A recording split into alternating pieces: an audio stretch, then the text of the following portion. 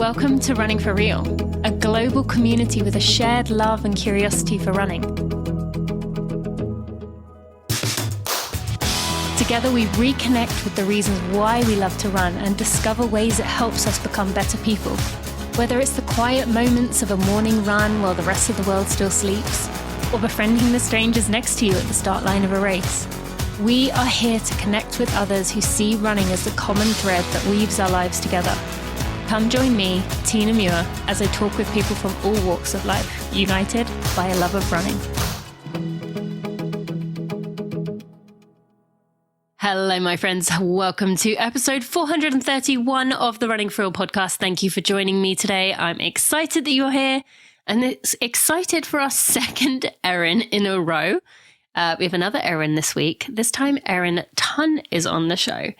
Erin has too many to count FKTs, fastest known times, and most of them are self-supported. And we are talking long distances. We are talking lots of vert or climbs. Erin loves to go up steep inclines. You're going to hear some of that today.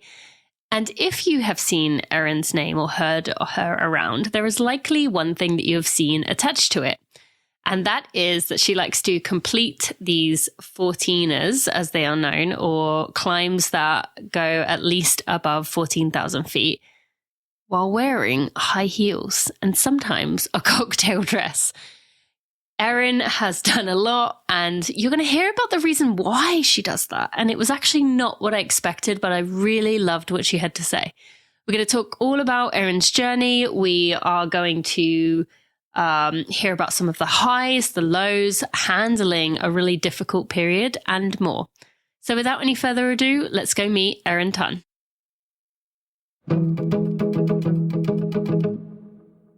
Friends, I'm so excited that it is finally the time I can start dreaming about running a race again. I'm not ready to sign up yet, but I'm on my way. And I say I'm on my way because last week, for the first time, I reached an amount of running where I could bring my gels back into the mix. Of course, it was a Precision Fuel and Hydration gel. It had that 30 grams of carbs. It left me feeling good in the second half of my run. I enjoyed the taste. I had missed the taste, especially as it's been too cold to get out cycling. I haven't been using them the last few weeks. And now I can begin building up for my race, so I am ready to go on race day. Now, if you are someone who is planning a big race sometime this year and your nutrition is not something you have dialed, that is one of the most important things we can do as runners.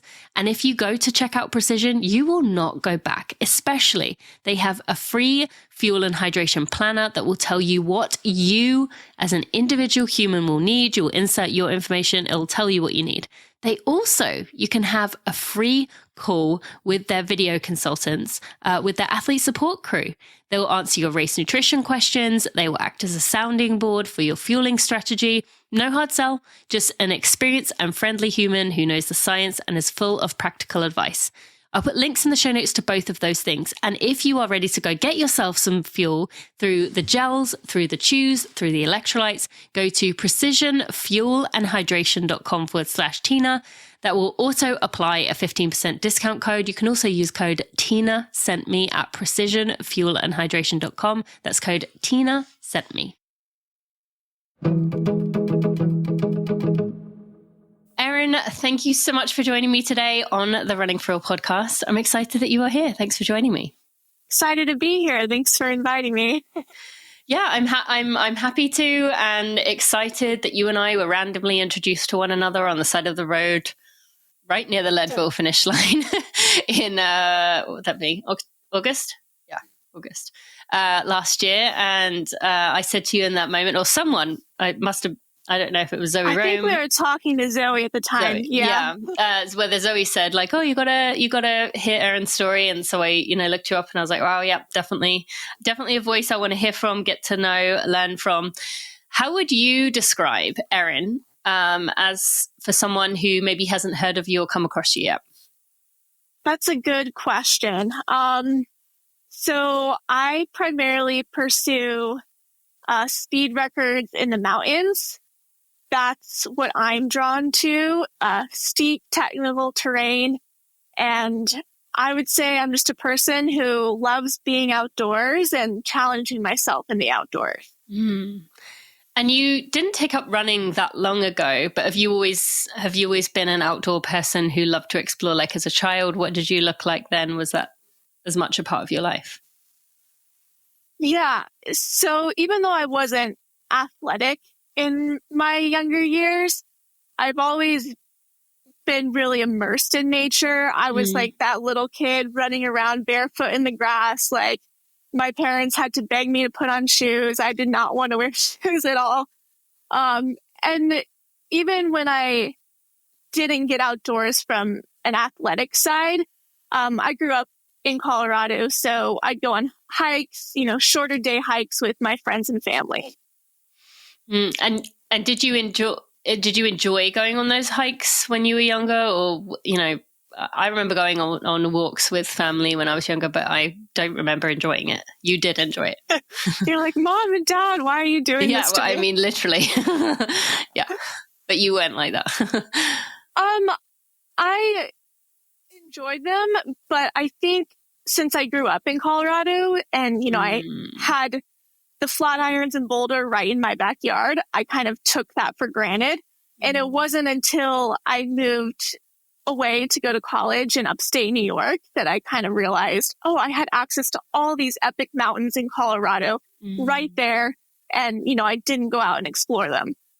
Yeah, that's always the way, isn't it? I, growing up, lived 20 miles away from London. And I think I've been into London more times since I left home at 18 than I did the entire rest of my life when I lived there.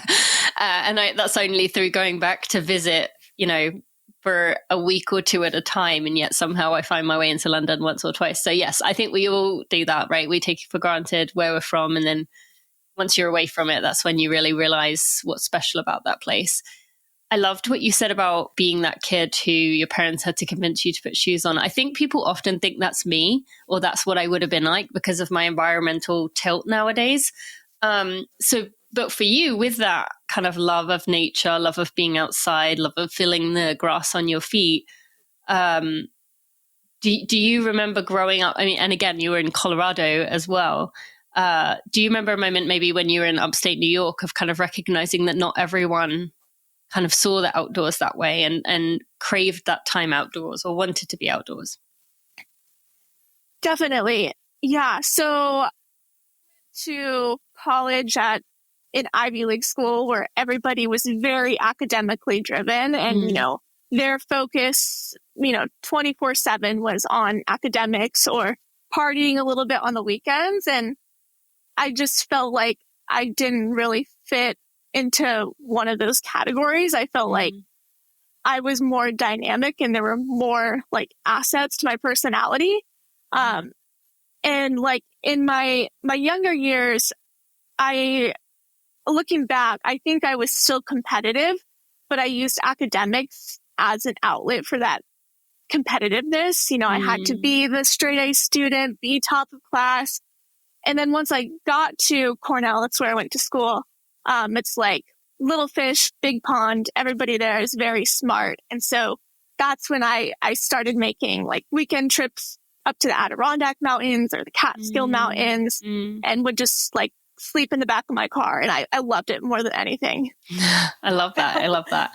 And did you find that with that, spending all that time outside, I've always tried to say environmentally, and I know Zoe very much views it the same way, that, the more time we spend outdoors and you get to see, these breathtaking views, but even just the more you're out there, the more you kind of see the beauty of nature in just the small, a simple tree or a simple leaf. Do you feel like that time out, on those weekends going out there, developed any kind of feeling of like, wow, this is so special, we need to protect this? Absolutely. So I'm equally inspired and in awe of like both, stunning landscapes and also like the little things. Like, like a lot of my runs are not hard workouts, and I love, just stopping to like soak in like the critters I see or like cool moths on on the tree bark. But yeah, going back, I actually thought I was going to take one gap year after I graduated and then go to law school because I was interested in like environmental law. So like public land management, natural resource management kind of stuff. And in the meantime, so it's now been like 4 years since I've been out of college, but, yeah, I've discovered this whole world of mountain running, and I think law school is still on the table down the line, but I really want to go all in on this sport and see what I'm capable of. Yeah, and you have certainly been doing that. I talked in the intro about some of your accolades, some of the things that you've done, and you've made it very clear that you love these FKT efforts, fastest known time efforts, as opposed to, jumping in races all the time. What is it about, being out there, just you and yourself, or you and a time that drives you to keep finding these? Yeah. So what I love about FKTs is they combine the elements of adventure with the competition. So like, whereas with like an organized race, you're given a designated course in aid stations. FKTs have that component of creativity where, you need to go out there and scout the route and really learn a mountain. And, even just like short little shortcuts you could take if it's an open course, record. And so they're like a puzzle in a way, which I really enjoy. And in addition to that, I feel like you really get to immerse yourself in the local communities that you travel to. So FKTs have brought me all over the world, from like, I'm down here in Patagonia right now to the Himalaya and Nepal. And you really get to learn like, what trails and what peaks are important to the locals there and who the local legends are. And yeah, I think it's a very uplifting community. Yeah, give us a bit more insight into what you mean by that. I mean, we can understand the basic structure of what you were saying there, but what does that look like? Like you kind of go somewhere, you've decided you're going to do an FKT down somewhere, you've gone there. Is it you kind of go up to certain, like a cafe and ask around? Like, what does that look like for you once you get to a community to get to know them in exactly the way you mentioned? Yeah, I think it's a combination of a lot of different things. So obviously I still do like my independent research before traveling to a new place. But yeah, there've been numerous times where I, meet people, locals there on the trails and, ask them for like hidden gems that I should go to. Oftentimes if there's kind of a mountain record that I have in mind that I want to pursue, I'll, try and reach out to that person. And I've never encountered a situation where, that person kind of gatekeeps the record. It's always like, who has the record already. That's what you mean. Correct. Okay. Yeah. Yeah. Right. They're always, like, here's some data, some information for the route, like go and get it. And so it's just, a rising tide raises all ships. Yes. That kind of idea. I love that. And when it comes to the local community within these areas, what are some of the things that exposing yourself to different cultures, different environments, different ways that people live? What are some of the things that you've taken with you back to your life here in the US when you are in the US? Yeah. Well, the first thing that comes to mind is just how expensive the standard of living is in the United States. Like, when I'm there, I do the van life thing so that I don't have to pay for rent. But even then, just like the cost of food and basic living is outrageous. And, I'm thinking of like the Sherpas. I stayed at their little coffee tea houses in the Kumu Valley. They have like next to nothing, but they're just the happiest people you will ever meet in the world. And how do you take that back with you? How do you protect yourself from, you've said being the happiest in the world, some of those people.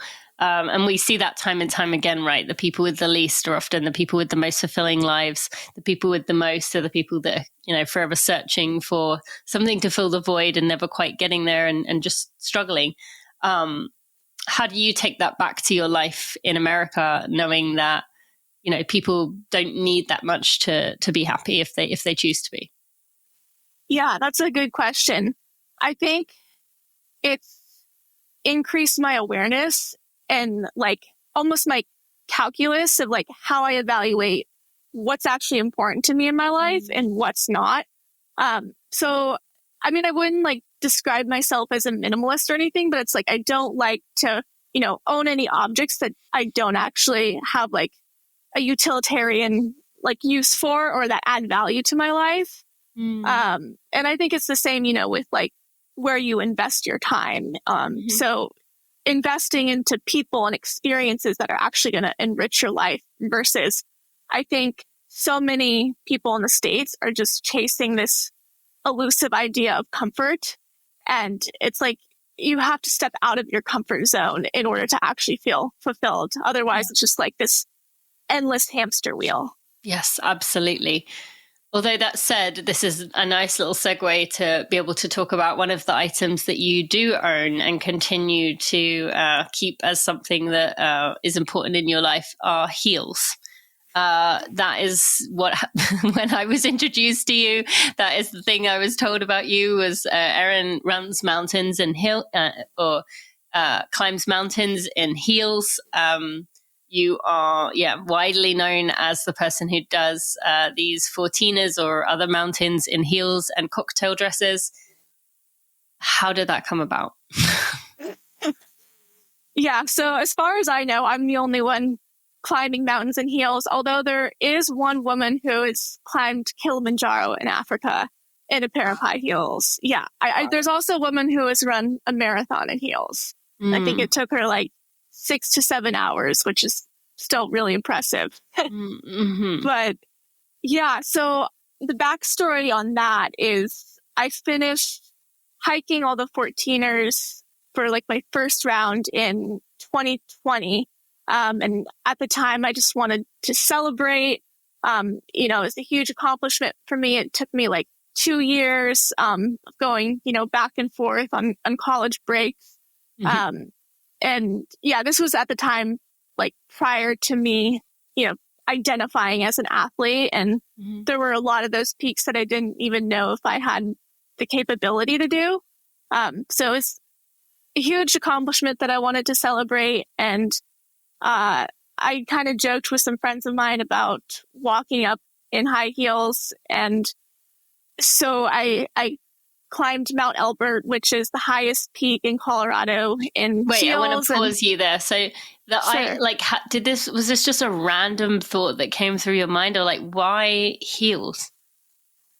Yeah, I forget like who I had the conversation with the first time. And I think probably just, talking about like your natural like foot shape and placement when you're hiking uphill. And it started out as like a very, offhand joke that just kind of stuck with me. And, it circulated in the back of my mind, wondering if it was even possible. And so when I finished the 14ers, it seemed like an excellent opportunity just to give it a shot. I had backup trail runners in my backpack, and I'm a very like all or nothing person. So it's like, if I'm going to wear heels, might as well put the dress on. And I climbed Mount Elbert to, celebrate, since that was my first 14er that I ever climbed. And it wasn't as difficult, as ostensibly it seems. They kind of give you some leverage on the way up. It's like the lifts and skis or snowshoes, alleviating some of that pressure on your calves. And so after Mount Elbert, I have a younger sister, and she wanted to climb a couple in heels with me. So we did Bierstadt and Quandary, which are some of the more popular ones in Colorado. And it kind of just became a tradition. When we were climbing Quandary together in heels, we happened to pass a reporter. Obviously, you see two girls in heels on a mountain, and it's going to catch your attention. And he later wrote a story about it that got Did he stop backlash. you in the moment? He did, yeah. Okay. He didn't just like walk by like, what was that? And then later on. So he did speak to you. What are you doing? Yeah. Okay. I get a lot of like mixed reactions out there. Some people, they don't say anything at all, but their eyes just get really wide and they're trying to process. I had one friend of mine now who told me he thought he was hallucinating.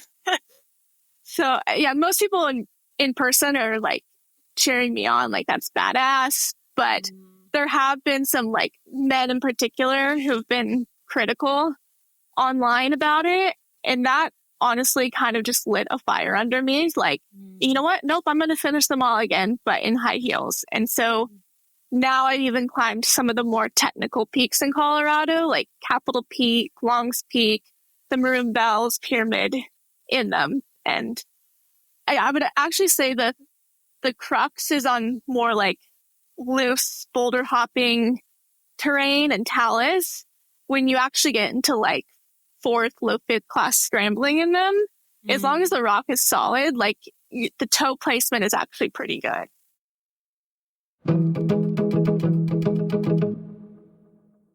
Friends, did you see the exciting news at the end of last year? Runna was one of the top 3 finalists for Apple for one of the best apps of the year in the health and fitness category. Such an amazing accomplishment and not a surprise. I've been telling you for months about how important Runna is to our community, how many people it has helped. It is the #1 rated running coaching app in the world, and they are on a mission to make running as easy, effective, and enjoyable as possible. They do this through creating personalized running plans for all abilities, ranging from those who are beginning their running journeys to elite runners. All plans are built by Olympic athletes and expert coaches. As I have told you, they have the strength and conditioning plans in there. They have integrated mobility and Pilates plans in there. So you have everything you need in one place. They even have calendar syncing so it can put it into your calendar what you have going on. In addition to that, it will adapt and change your training plan based on how things are going for you as an individual. It is just an awesome app to have. That's spelled Runna, spelled Runna. That's Runna. You can find it in the App Store. And as a friend of mine, you can get 2 weeks for free. So go to find the Runna app in the App Store, Runna, and use code RUNNINGFORREAL to get yourself 2 weeks for free from Runna. Go check it out.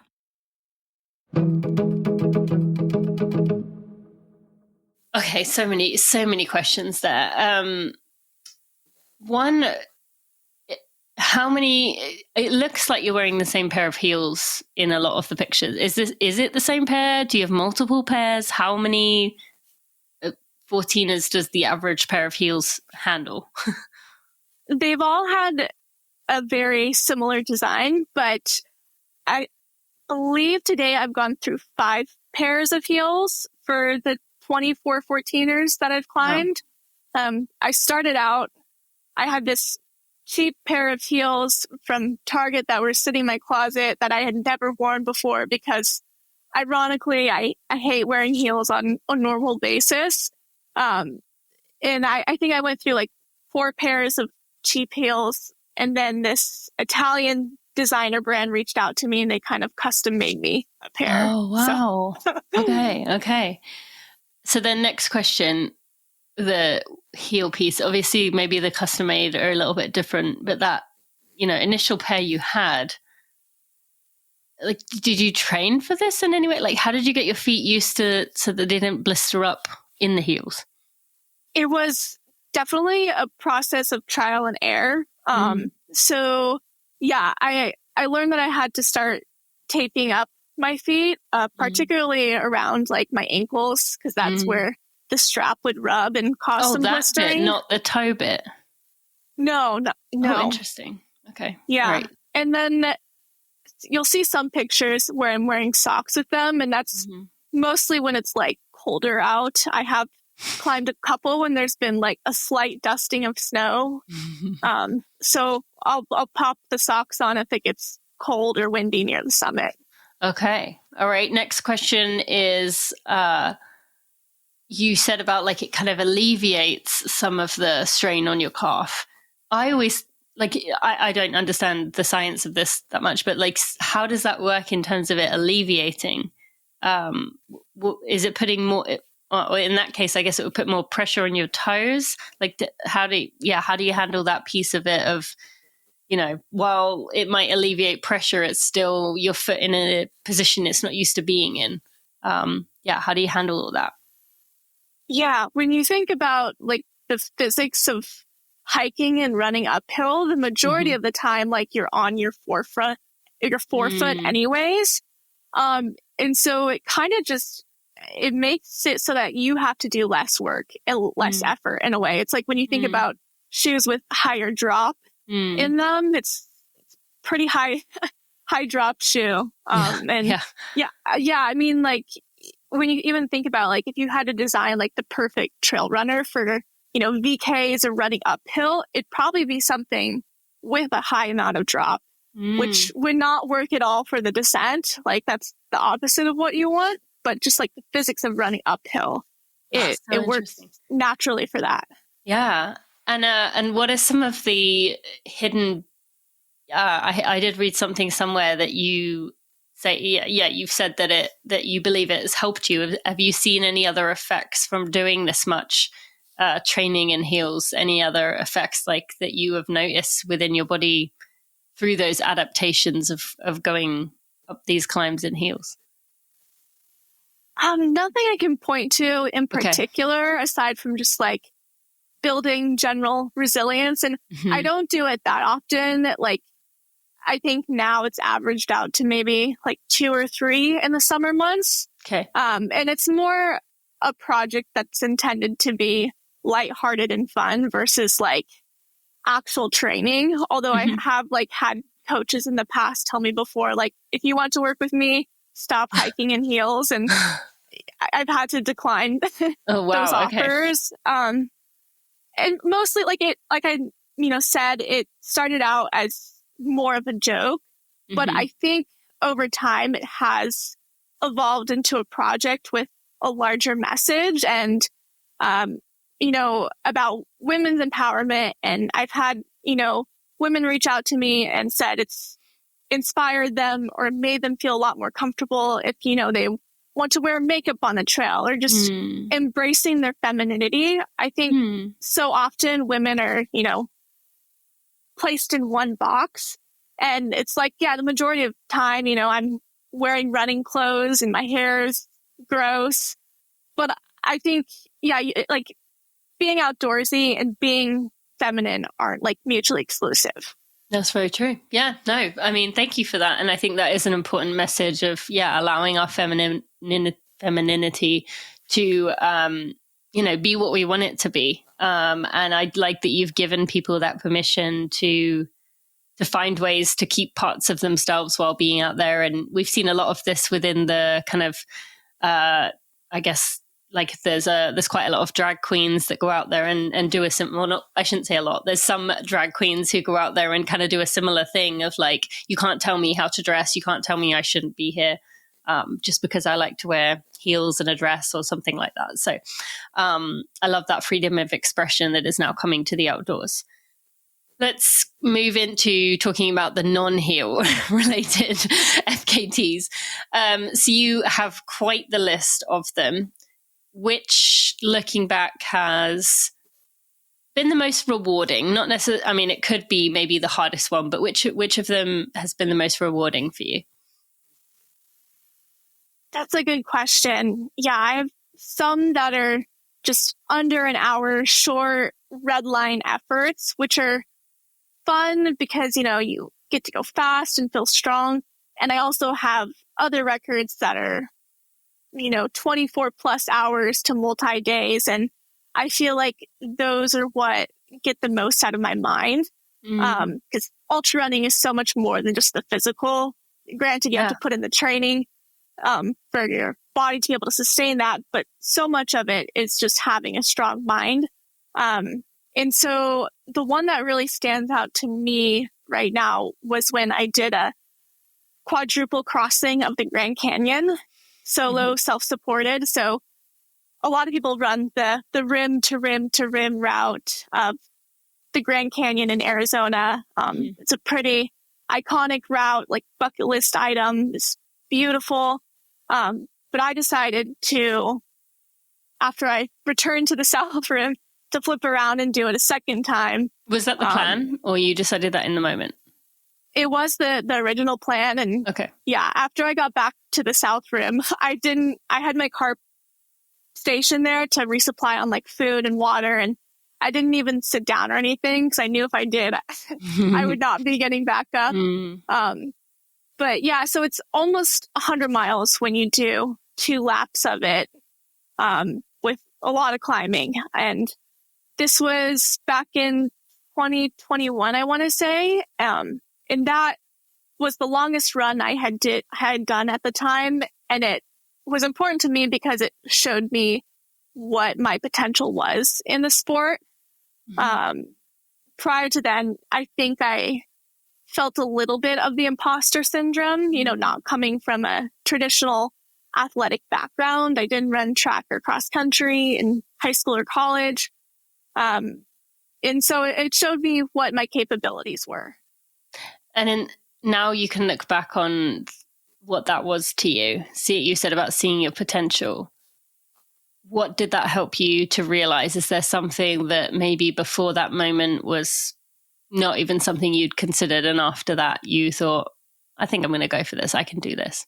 Or maybe it's still there, maybe it's something that's still on your kind of list that you'd like to do.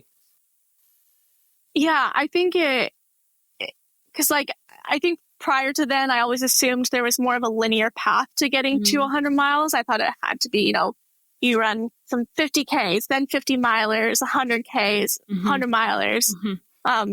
Just one rim to rim to rim, which is about 50 miles. That was my longest run prior to doing it twice. And so it really showed me what like the human body is capable of when you put your mind to it. Okay. Love that. And so then you went on to do, you've done so many FKTs since. You did all of Colorado's 14ers. And yeah, let's talk through kind of deciding to work around the state of Colorado, getting those 14ers. Why was that something of interest to you? Yeah, that was a super special project for me because the 14ers really are what kickstarted my athletic career. And, starting out just hiking them, I'd see like these people running up and down them in these funny little vests. And I was like, what are they doing? And, that's when it kind of clicked. Like you can, go so much faster and see so much more of like, nature. And if you just run, which was an idea like I didn't even like fathom before that. And so I kind of wanted to commemorate my start with this project.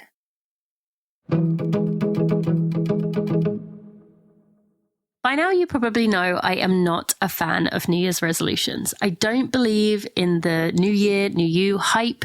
I think we should be continually striving to be the best version of ourselves we can be, but in the way that feels right for us, not trying to be what we are told to be. Most resolutions are hard to maintain. AG1, however, is one of the easiest things that you can do for your health. It is one of the easiest things I do for my health, and it can be a habit you'll actually stick with. I love that every morning I come down the stairs and I enjoy my AG1. It is the first thing I do. I feel good after taking it, knowing that no matter what my food consists of during the day, no matter how the day takes a turn with my nutrition, I have taken care of myself. I've done something for my own self-care. And besides, I feel good after drinking it. I enjoy the taste. I crave it if I don't have it, and it gets me off on the right start to the day. This year, try AG1 for yourself. It's the perfect time to start a new habit. And that's why I've been partnering with AG1 for over 6 years. And AG1 is offering new subscribers a free $76 gift when you sign up. You'll get a welcome kit, a bottle of D3K2, and 5 free travel packs in your first box. Make sure you check out drinkag1.com/Tina to get this offer. That's drinkag1.com/Tina to start your new year on a healthier note. And you did go on to do all but one, unless you have since done that one. I have not, no. Okay, so all but one. And after that, completing this project for you, you went through a bit of a tough time with just, some people kind of looking at your words very, very closely, kind of maybe definitely, I would say being unfair in the way that they were treating you, considering, this huge accomplishment of completing these 14ers. I won't go into exactly what that was, just because I don't think it needs to be rehashed over and over, but you went through a tough time. There was a lot of media going on around you and portraying you in a negative light. Now you look back on that. What did you learn about yourself during that process of, coming into this sport with a love for it, doing it because it's a fun thing to do, seeing that potential in yourself and as you said, the capabilities of the human body, and then having to work through why this mattered to you when other people weren't necessarily supportive? Yeah. So looking back, I don't regret choosing to not include this peak, Culebra Peak, in my project. For those who don't know, a little bit of backstory. It's a privately owned 14er in Colorado. It's the southernmost 14er. And I initially never wanted to hike it, more so for ethical reasons. It's owned by like a Texas oil billionaire. They charge you $150 to hike it. They also have a huge trophy hunting operation within the premises of their land, where you can pay thousands and thousands of dollars to kill like mountain goats. And just as somebody like who respects nature a lot and admires it, that wasn't something that I wanted to support with my money. And I also think like the crux of FKTs should not be about like getting access to, a certain peak at a certain time. It should be more the physical and mental aspects that I've talked about. So I made the decision to omit that one from my record. And later on, after some back and forth negotiation with FKT, they actually created a separate category of that includes only 14ers that are on public lands, which I think is super exciting. And I really hope, more women and people in general pursue that in the future. It omits a few other peaks that are different. They're technically private, but the landowners still encourage recreation. It's more so just from a liability standpoint that they're private. So yeah, I think it opens up the doors, for people to go really fast on those peaks. But you asked me like if there's anything that like I would change, and I think it's more so just being careful with my words. I talked to a lot of reporters in the aftermath of this, the next couple of days, and my mind was still out of it. I'm still recovering. I just went 14 days with basically no sleep. And yeah, I wish more people actually understood like my reasoning for not including this peak and why I think, some of the behaviors on their land is pretty unethical. So I wish more people knew about that. Yeah, thank you for sharing that. I actually didn't know that. And that is an important thing to recognize and important stand to take. So thank you. And then the second piece of my question, I know I made it really long, was what did you learn about who Erin is in that time of, why this mattered to you? How did you grow out of that? Yeah, it was the hardest thing I've ever done in my entire life. 14 days, just nonstop by my own in the mountains, no sleep. So it showed me just my level of fortitude. And that's something that I've definitely tapped into with records that I've pursued since then. So what have you, I'm assuming you've had enough time in these challenges to dig down. What is it that drives you to do this? Yes, you've said about seeing your potential. Is there something in there that keeps driving you forward to keep seeking these out? Yeah, that's a good question. I think it is part of my like innate personality. I've always just been a very like goal-oriented, like type A driven person. And so, yeah, people have asked before, like, when is it going to stop? When are you going to be satisfied? And like being outdoors and challenging myself genuinely makes me so happy. Like, I think I would continue finding ways of like, being outside, even if, that the athletic and the performance aspect was removed. Okay. Does it annoy you when people ask you that question of when is it going to stop? Not really, because I like try to understand their perspective, and I know like, from like in their eyes, the things I'm doing are like ridiculous. So it's like, why would you object yourself to that much suffering? And, you're in cold, harsh environments sometimes, and to like really hot, foreboding desert ones sometimes. So like, why would you elect to do that? Okay.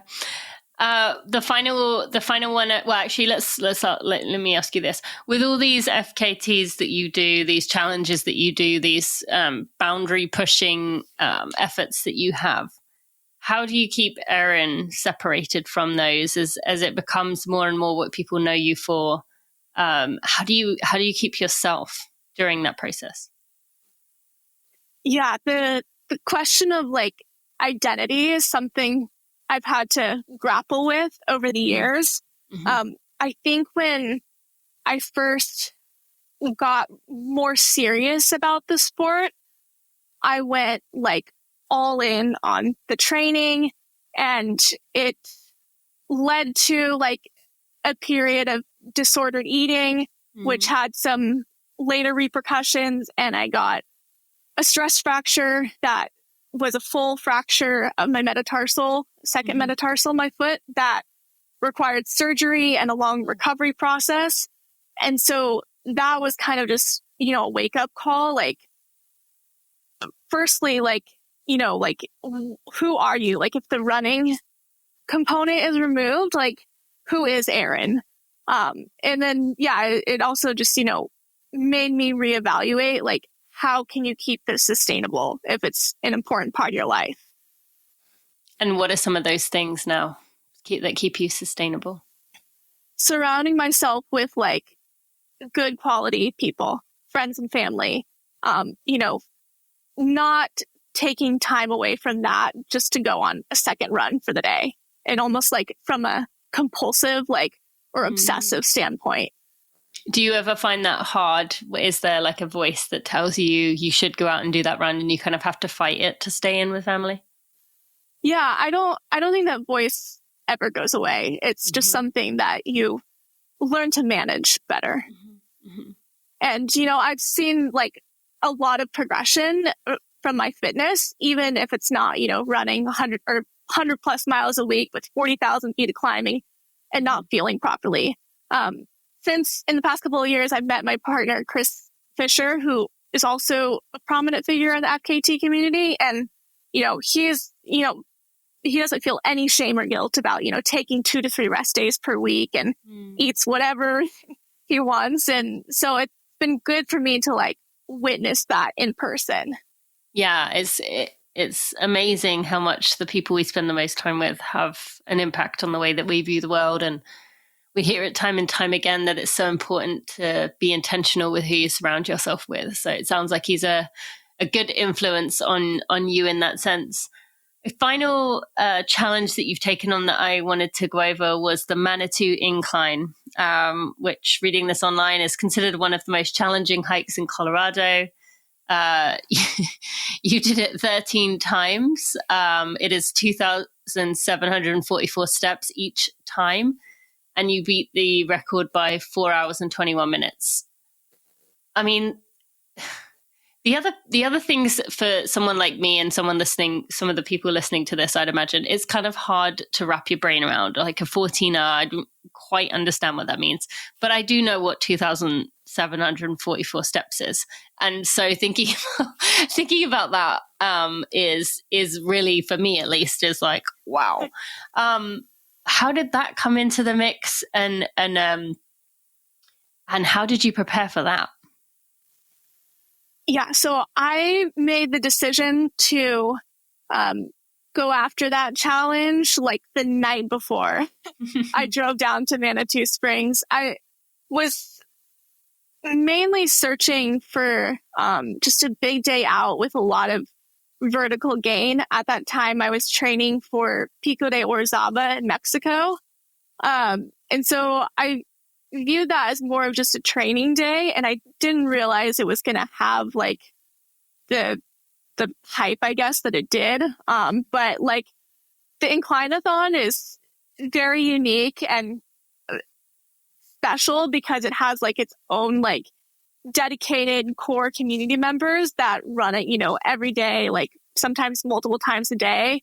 And so, yeah, it's a classic Colorado route that I had never done in my entire life. And I think if I had ran it before, I would have not even thought about doing this challenge. Now knowing how hard it is, there's some of the upper steps where it's literally like your hands are on the steps, you're crawling up. Wow. But yeah, the premise of the challenge is to do a marathon on the incline, which equals about 13 laps, but with like 25,000 vertical feet of. Amazing. So my quads were toasted. Oh yeah, I can imagine. Well, impressive work. Okay, final thing I really want to ask you here is for someone listening to this who wants to do something that pushes their limits, see what they can do. What would be your advice for going about finding something? I mean, at this point, you're probably pretty adept at knowing, like, knowing what to look for, or you have maybe an ongoing list. But for someone who's looking for something to push their envelope, and they're thinking, I don't care where it is in the world. Like, how would you go about suggesting something for them to find? Yeah, so as far as routes go, like the FKT website is a good place just to get inspiration. Like even if you don't want to do it from a competitive like aspect, you can learn about a lot of cool routes on there. But beyond that, like even in your own backyard, there's so many different ways to get creative and challenge yourself. Like when I started off, like in this sport, it was more so just like a personal challenge. There's a local peak kind of near where I was living at the time called Mount Morrison, like just above Golden, Colorado.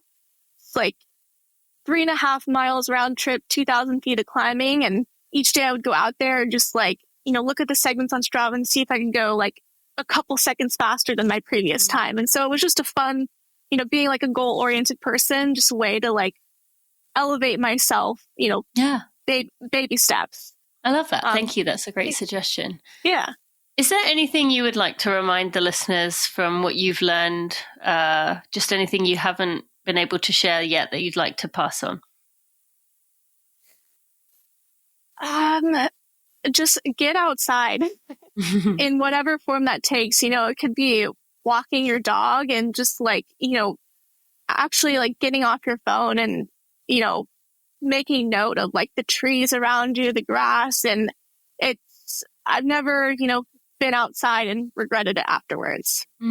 That's such a good suggestion for so many reasons. I'm always telling people the same thing. And just in terms of, we're so disconnected in general. You mentioned your like phones there, like, we see nature on our phones, but there's nothing like being out there. And even 5 minutes just being outside, it doesn't have to be, looking over the Grand Canyon, but it can be just getting yourself out into the fresh air, sitting by a tree, sitting in the grass, something. And it can really make a big difference on you. And if you can get out to the trails or get out to somewhere more so to do it more for more time, that's even better. So thank you. Erin, I really have enjoyed getting to hear your story, getting to know what drives you, what propels you on to do these big projects. And we wish you luck in all the things you have coming. Is there something this year in 2025 you want to leave us with that you're working towards?